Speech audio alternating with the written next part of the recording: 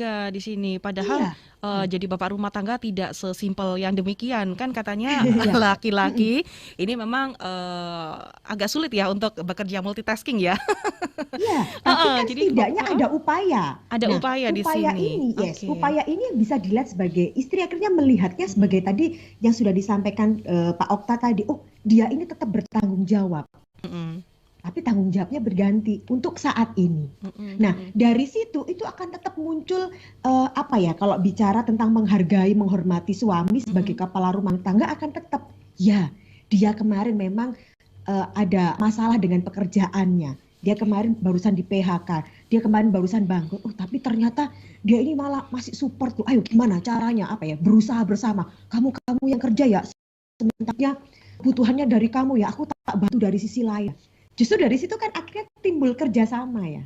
Aha, aha. Nah, yang nggak enak kalau tadi di awal disampaikan sama Pak Okta tadi kan nggak enak, udah kita yang udah kerja gitu kan, kemudian nggak dibantuin, yang ada dari rumah cuman lihatin nongkrong aja, cuman main game aja, Kadang-kadang cuman malah, ribet sama duit mah. hobinya gitu, ribet sama hobinya yang butuh duit juga gitu loh. Kita punya ada temen yang kayak begitu loh, kita punya klien kayak begitu, jadi isinya gemes. Maksudnya tuh dalam artian, loh kalau sudah tahu kebutuhannya kita ini masih apa ya, kita masih belum stabil, ayo direm dulu yuk gitu. Yang ada enggak malah beli ini, malah nambah binatang peliharaan, mana ya nambah gitu loh. Oke. Malah nambah karena bilang kan aku nganggur di rumah, nggak ada kerjaan. Kerjaan banyak loh, ada kerjaan rumah tangga loh. Atau mungkin pria ini memang harus diomongin dulu begitu. Jadi harus disuruh dulu baru dia itu ngerti gitu. Maksudnya tidak ada kesadaran sendiri dari pria itu untuk oh ya ternyata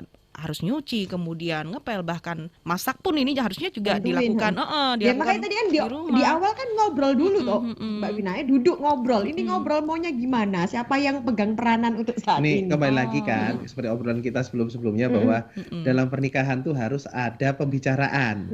Komunikasi Hindari ya. untuk jadi kebatinan, batin. Pernikahan kebatinan nantinya Kak ya. Nah, jadi tetap harus dikomunikasikan, termasuk ketika istri yang kebetulan harus handle keuangan.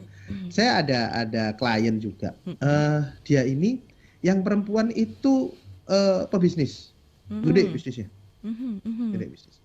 Nah, terus dia menikah, dia suka dengan laki-laki, kebetulan dia karyawan sebuah perusahaan lain. Iya. Gitu. Nah, udah akhirnya mereka sama-sama nyaman dan akhirnya mereka menikah.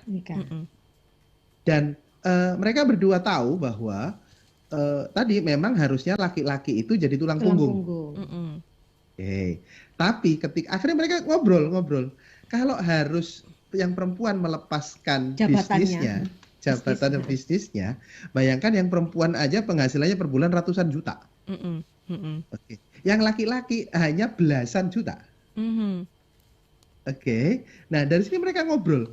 Mereka cerita ke saya, kami sudah sepakati bahwa untuk urusan keuangan rumah itu saya yang perempuan. Jadi saya tetap menjalankan bisnis, saya tetap kesana kemari untuk menjalankan bisnis saya. Suami saya jadi bapak rumah tangga. Dan dibicarakan, kamu ngurus anak mulai dari bangun pagi, mandi, makan, ngantar sekolah, ngantar les, nemenin belajar. Urusan kalau urusan ke sekolah dan sebagainya. Dan si suami ini pun juga punya bisnis, dia mulai merintis bisnis sendiri. Namanya suami tetap harus punya tanggung jawab. Meskipun kalau dibandingkan dengan bisnis istrinya ya bumi dan langit. Tapi si istrinya ini bilang, ini tanggung jawab dia nih, bukan gara-gara dia malas. Gara-garanya memang kondisinya seperti ini, begitu. Akhirnya ya asik aja gitu loh, saya lihat postingan-postingan dari si istri ini, pamer suaminya, ini bener bapak rumah tangga loh. Jadi fotonya nemenin anaknya lagi gunting prakarya. Karena siapa lagi ya kalau bukan bapaknya begitu kan ya. Tanggung jawab pendidikan kan dia orang tua. Dan tetap terpenuhi. Jadi mereka ini bagus sekali dalam komunikasi, kesepakatannya. Hobi suami pun ada kesempatan me time. Jadi ya dia si suami itu kalau nggak salah apakah mobil besar atau motor besar, pokoknya otomotif gede-gede. Sempet juga ngerawat itu gitu loh. Jadi sebetulnya hanya kesepakatan untuk alih peran saja. Dan baik-baik saja. Dan tetap ya apa namanya dari yang klien kita itu si perempuan si istrinya juga tetap menghormati suaminya. Jadi tidak ini ya, meskipun gaji lebih Nggak, banyak istri, tapi nggak tetap semau gue gitu ya. nggak semaunya begitu ya, semena-mena gitu ya. Wah ini nih yang Kalau patut saya ditiru. ketemu pas dengan yang istrinya saja, itu dia gesturnya itu gestur bos. Gestur bos. Gitu.